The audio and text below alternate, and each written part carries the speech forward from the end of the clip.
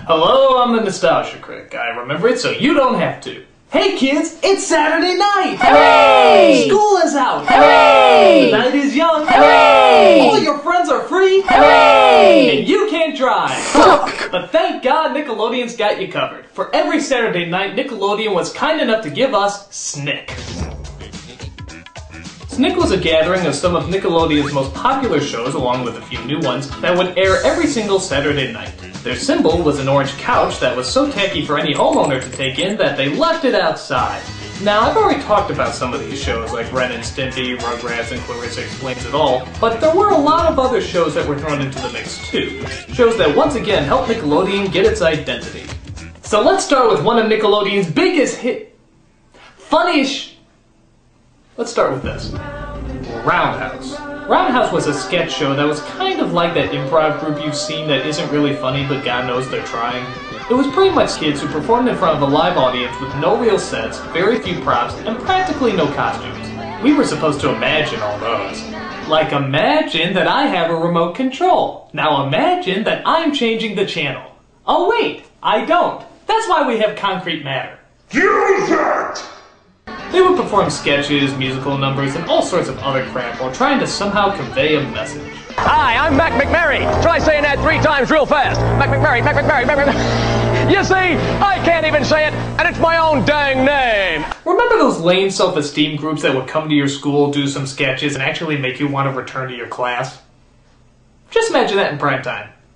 In fact, some of these sketches actually seem a little risque for a kid's show. Like, they actually use the word hell a few times. Hell! Bad out of hell! Hell! And how about this bit about looking at a girl's breasts? Really? You're gonna talk about girls' breasts? Why can't I get a guy to look me in the eye? I've got brains. I've got charm. I've got huge problems. Don't despair because this carrot's your pear. Try the Crush Your Eyes broad from PlaySpecs. Hey, Four Eyes, what do you say we go get a milkshake and just talk? That's right. If only women had breasts on their eyes, then we would pay attention to them. This show would go by so fast that it was actually kind of hard to tell if what you just watched was funny or not. Like, watch this sketch about a game show on bullying. I'll take kidney punches for the heck of it. Oh! Indian burns because I can. Ah! And purple nurples. Oh, Dick! Looks like you need to think of something fast. In that case, I'll try running like a bat out of hell for 1,000, Bill.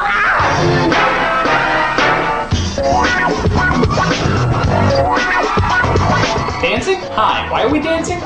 I mean, what the hell? It's like they ran out of punchlines, so they just decided to dance. Oh no, I have no segue. What should I do? Dance, you fool, dance! Quick, bring in the interpretive dancing mimes to help him out. And speaking of songs, how come every song in this show sounds like bad Christian rock music? I know that I can find a friend.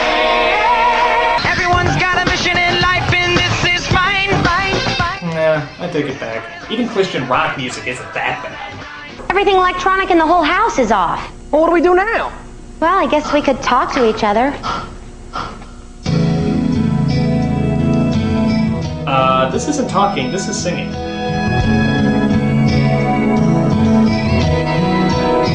Talk to me. Oh, okay. Well, how about that war in Iraq? I personally think that we... Oh, that was just part of the song. I'm sorry. You have no interest in me at all. Sorry. And talk to me. Shut the fuck up. Alright, this show is freaking me out. How about we take a look at something that isn't the least bit scary? Are You Afraid of the Dark? Though not particularly frightening, Are You Afraid of the Dark was, well, not particularly frightening. I guess it was trying to be like a kid-friendly version of Tales from the Crypt, but even then, the only scary part about that was the Crypt Keeper's puns. I've heard of giving someone the finger, but this is ridiculous! It was about a group of kids that would meet every night to tell quote-unquote scary stories, and every single one would have different characters and a different setup. Though somehow they always managed to have the same storylines. Have you ever noticed that? There's always one kid who's kind and innocent, and another kid who's always a pain in the ass. The pain in the ass always gets his or her comeuppance from something supernatural, while the good kid always saves the day as they both learn a valuable lesson that ultimately results in a happy ending. Now, while I have to admit being taught a lesson from a TV show can be very scary at that age, this show wasn't the least bit frightening! One of the biggest problems is the actors on the show. Sometimes you would get a good child actor, but for the most part, they were very rare among the mix. My favorite is this one kid from The Tale of the Phantom Cab. Like, watch this kid's stellar change of emotion. Ew. Cool.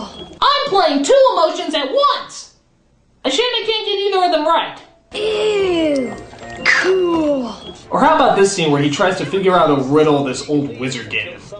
But you can't see air. Or can you? Wait a second, there's a trick here. You can't put something in the barrel to make it lighter. You have to take something out. If you take something out of the barrel itself, it'll be lighter. That's pretty bad.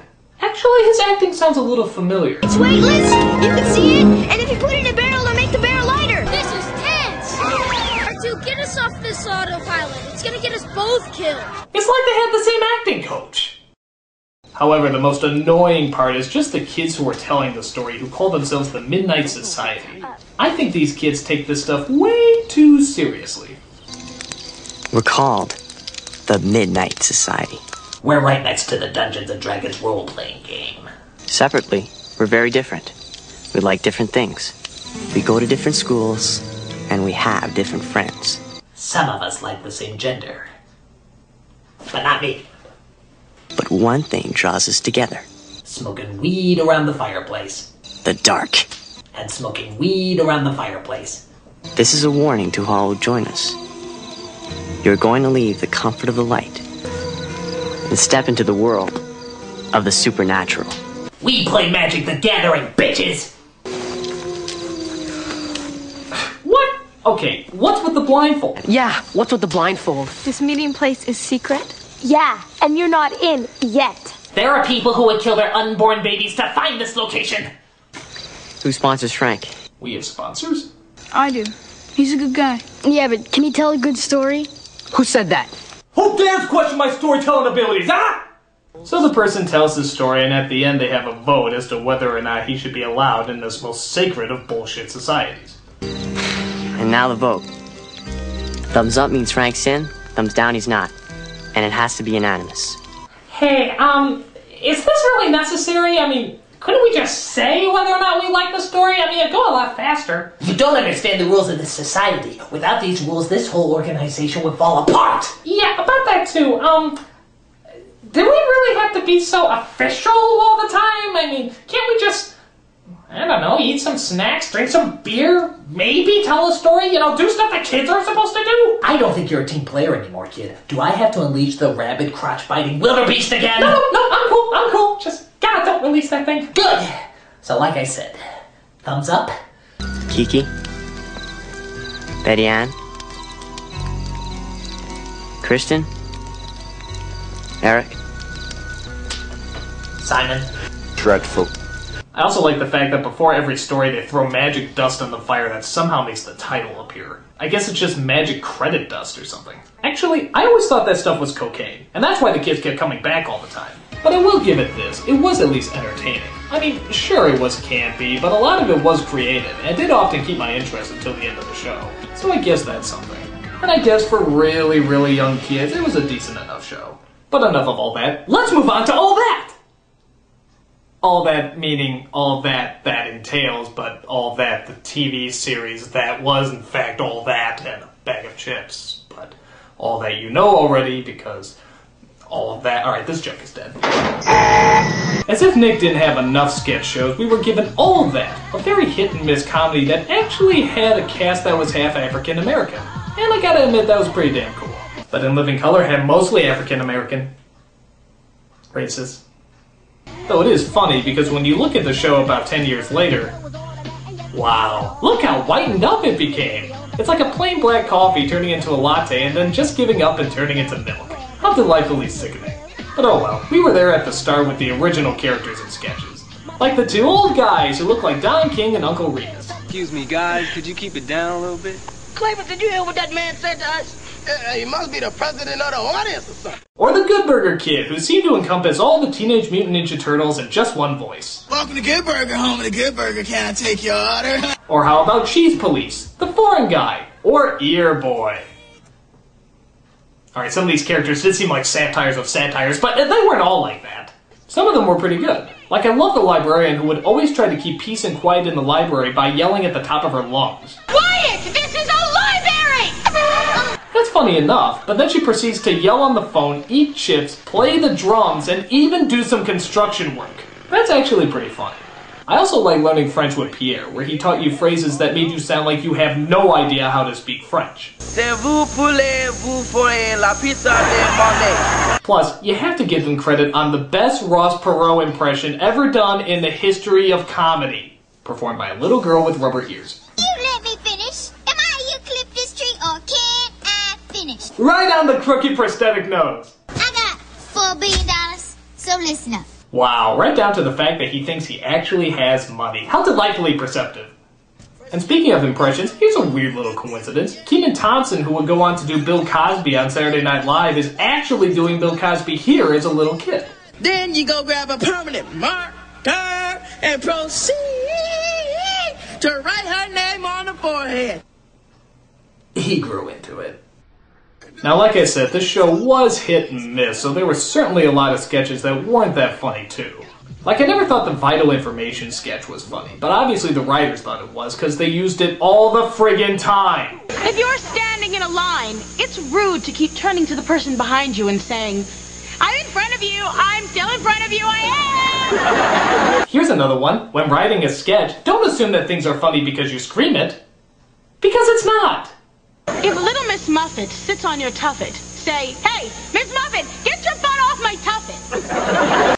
Can you believe those silly writers thinking something is funny simply because you scream it? Screaming in every other sentence is not funny. It is loud and annoying. And anyone who does it should be shot, unshot, and given a bag of money. How about some lounge music? Yeah, that's nice, that's nice. Some sketches were stupid, but we still found them funny. Like, how about the old man who would scream out the window just telling things to shut up? Stop it! Stop it! I'm ghost screaming! Stop it, you bird and birds! I'm ghost screaming and I say stop! And then out of nowhere, whatever he was yelling at was suddenly attacking. That's so stupid, but for some reason it always made me laugh. A lot of the show was like that. For all its problems, all that certainly knew how to keep us entertained and always keep us coming back. Now, I stopped watching SNICK around this point, but there's two other shows I gotta talk about simply because everybody says I gotta talk about them. One of the shows was Kablam, kind of like a cartoon sketch show that used a variety of different animation. Now, the problem is I couldn't really find any full episodes. All I could find is a series of sketches called Action League, which kind of looks like my G.I. Joes beating up some Barbies, and another series of sketches called Prometheus and Bob, which is about an alien who's trying to teach a caveman how to evolve, but the caveman never catches on. Both of these sketches are funny, I guess, but like I said, I couldn't find anything else, so that's about all I can really talk about. The other show is called Kenan and Kel, based off of the two most popular actors off of all that. From what I can tell, it's about... Holy shit, is that Coolio? How the fuck did I get Coolio? I mean, seriously, this is the guy who said Gangsta's Paradise was too serious to be parodied, and then he's doing the opening of a kid's show? How the hell does that work? Yeah, well, you know, I was hesitant at first, but then I started watching the show All That, and I saw these boys really knew what it was like to suffer. Because Lord knows I suffered through a lot of them Good Burger sketches, and they know all about pain, boy. They know all about pain. Represent. So I took a look at a special TV movie they made called Two Heads Are Better Than None, which is about Kenan's family going on vacation as his best friend Kel tags along. And from what I could gather, it wasn't that bad. It was kind of hit and miss like All That, though. Like when they want to sit around the campfire and tell ghost stories. When the bread popped out of the toaster, no one knew what to put on it. He said let's tell ghost stories, not toast stories. Hey, as long as there's no Midnight Society involved, I don't care what shitty jokes they tell. Their comedy is pretty customary. Kenan is the cynical smart one, while Kel is the energetic dumb one. Yeah, I haven't seen that before. 11 bottles of orange soda on the wall. What, that's it? You just gonna stop at 11? You mean we had to sit through 1 million bottles of orange soda on the wall and you just gonna stop at 11? You're not even gonna finish? Yeah, I'm tired of that song. Also, what is up with Kenan's hair in this? He looks like one of those black Cabbage Patch Kids. What, was that just the style then? Oh look, the fire's dying down. Maybe I should go get some more wood for it. Eh? Actually, Keenan's starting to sound a little familiar to me, too. Yeah, because I'm not scared. I just want to get to my wood because it's flaming. I never thought he sounded like any Keenan Thompson. I always thought he sounded like Bill Murray from Candy Shack. Which is the greatest movie I've ever seen in my life! Well, even though it wasn't really anything new, I guess Keenan and Kel was harmless enough. I mean, where else can you see people dancing to a ludicrous song being performed by a piano-playing monkey? Well, okay, that one episode of The View, but I don't think that counts. So that's about all I gotta say about SNICK. It was fun, goofy, and an enjoyable way to spend your Saturday night before you discover booze and how to break the law. Sorry I couldn't be more detailed, but most of the shows I already went over in the last 2 episodes, and everything else I was too old for. But hey, next week we're gonna be tackling my favorite Nickelodeon subject, Nickelodeon game shows. That's right, we're gonna be going over all your favorites, like Guts! Oh, we couldn't find any good videos for Guts? Well, okay, we'll be going over other shows like Wild and Crazy Kids! Oh, no good quality videos for that either? Okay, well, what game shows do we have? Double Dare? That's it? I already did Double Dare, you miserable pile of splooge! I can't do it again! Great, so I have no high-quality videos to do the Nickelodeon game shows with. That's just wonderful. How am I supposed to end Nickelodeon month? I can't just stop in the middle. Come on, give me something, anything. I'll take the worst thing that Nickelodeon has ever produced. The absolute worst. Anything. I don't care how bad it is. The horrible, terrifying thing that Nickelodeon has ever unleashed. Because I can tell it. So, tell me, Nick, what exactly did you have in mind for me to look over?